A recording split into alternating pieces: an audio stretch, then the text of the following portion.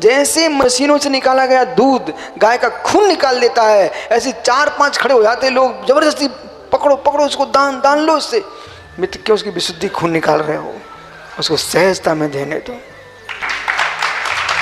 अभी मैं यहाँ पथरिया में क्यों समझा रहा हूँ, क्योंकि पथरिया में पूरे देश के लोग आए हुए हैं। आज हर देश का, हर नगर का आदमी, बुंदेलखंड के हर गांव का आदमी यहाँ पर है। उन्हें मालूम होना चाहिए कि वास्तव में जो त्याग धर्म है वो सहज धर्म है, न कि मशीन से दूध निकालने वाला धर्म है।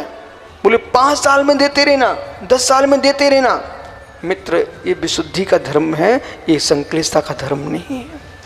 जब तुम्हारी जेब में हो तभी दान करना, और जिस दिन तुमने दान बोला है उसी दिन दान देके चले जाना, देर नहीं करना, क्योंकि तुम्हारा द्रव्य निर्माल्य हो गया। अब नहीं सोचना कि हम भैया 50 साल बाद दे देंगे। हम 50 साल में रहे कि नहीं रहे, हम दान लेके नहीं जा पाएंगे। इतना चलता है, 1 आध महीना हो गया, ठीक है कोई बात नहीं, लेकिन माँ के द्वारा दिया गया दान, बेटा पिता के द्वारा दिया गया दान, और यदि बेटा उसको खाना चाहता, देना नहीं चाहता है, हे मित्र अब थोड़ा संभल के सुनना। माँ ने, पिता ने दान की घोषणा की और बेटा नहीं देना चाहता है, मित्र बहन के साथ व्यभिचार करने का जो पाप पड़ता है उस व्यक्ति को वो पाप पड़ता है। स्वयं घोषणा की है बड़ी बड़ी लंबी लंबी, और फिर दान देने का मन नहीं कर रहा है। शास्त्र पढ़ो, सुपुत्री के साथ व्यभिचार करने का जो पाप पड़ता है उस आदमी को वो पाप पड़ता है। और जिनालियों, मंदिरों का, तीर्थों का, क्षेत्रों का द्रव्य जो खाता है 60,000 वर्ष तक उसको विष्ठा में कीड़ा बनना पड़ता है। जीर्णोद्धार प्रतिष्ठा अवशेष धर्म जो भुंजई सो भुंजई नरे गई दुखम। रैन सार में लिखा है कि जीर्णोद्धार के नाम से, प्रतिष्ठा के नाम से, तीर्थ वंदना के नाम से, पंचनक के नाम से, विधान पूजन के नाम से, मुनि आदि के नियोग से जो द्रव्य संग्रह किया व्यक्ति ने वो अपने निज के उपयोग में ला रहा है, अपने घर बना रहा है, झुपड़ियों में रहने वाले महल बना रहे हैं। वे त्यागी वृत्ति भी समझ के सुने कि मित्र तुम्हारे घर में झोपड़ी नहीं थी, और तुम समाज के द्रव्य से अपने भाई बंधुओं के महल खड़े कर रहे हो। आप विश्वास मानिए तुम्हारी दुर्गति नियत है।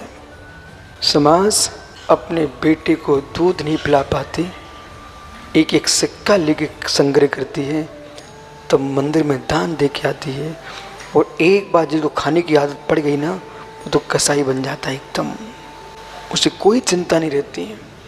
नहीं, ये ध्यान रखिए, सच्ची न्यायपालिका होगी, न्याय सबके साथ होगा। जैसे कोर्ट की अवहेलना नहीं हो सकती है, ऐसे जैन सिद्धांत कहता कर्म सिद्धांत, चाहे तुम ब्रह्मचारी बन जाओ, चाहे तुम चुल्लक एलक आर्का माता जी बन जाओ, महाराज आचार्य उपाध्याय बन जाओ, लेकिन आपने निर्माल्य का सेवन किया है और समाज के द्रव्य का दान इधर उधर किया है, आप तैयारी करो अगली त्रियंच की पर्याय की। मित्र अपनी तैयारी करो। इसलिए मालूम रोहित, मैं किसी भी तीर्थ में जाऊं ना, मैं पहले पता कर लेता हूँ समाज की निजी आहार के चौके होंगे तो मैं ठहरता हूँ, नहीं मैं धीरे से निकल जाता हूँ। ब्रागोदय में ब्रागोदय कमेटी का चौका लगता होता ना, मैं 100% यहाँ से निकल जाता, चौक चौमासा नहीं करता। लेकिन यहाँ सम्मेशकर में हमने चातुर्मास किया, बंगला आपने देखा था, नगर नगर के लोग आके चौका लगा रहे हैं। नहीं, दान का खाना पाप है।